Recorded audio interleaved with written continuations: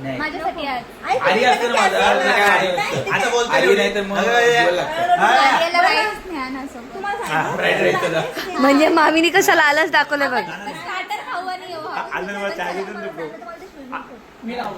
सोबत लक्ष ठेवतो परत भिका मागायला लागला तू एका सकाळी मी एक नवीन आणलं. काय म्हणणं आहे चार्जर तुझी तू डान्स नाही केलास तू कसा हे निशारान दिखावा नाही ना काय नाही नाही नाही नाही यार. असं काहीतरी करतो तू इथे. आता जास्त पण तुझा ड्रेस कोड तो नाहीये विक्या. बायलो नाही बायला येतो कसं म्हणलं बायलोनी बायला करायला गेलो. आपण एक बाजूला बसू मग फोन कर.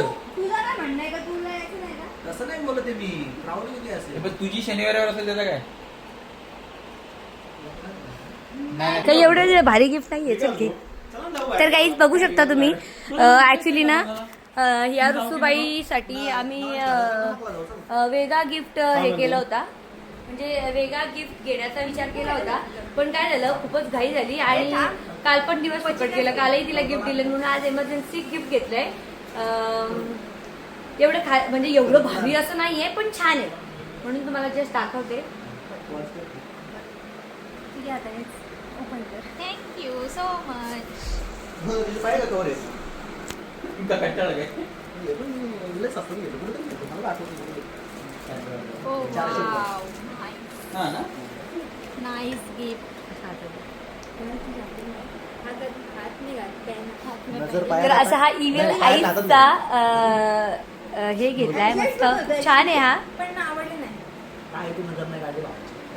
हे बघा नजर नको लागायला म्हणून आणलंय ते. तिला आणलं मी तुला पण घेऊ ना तुझ्या. भावाचा काय विषय आहे?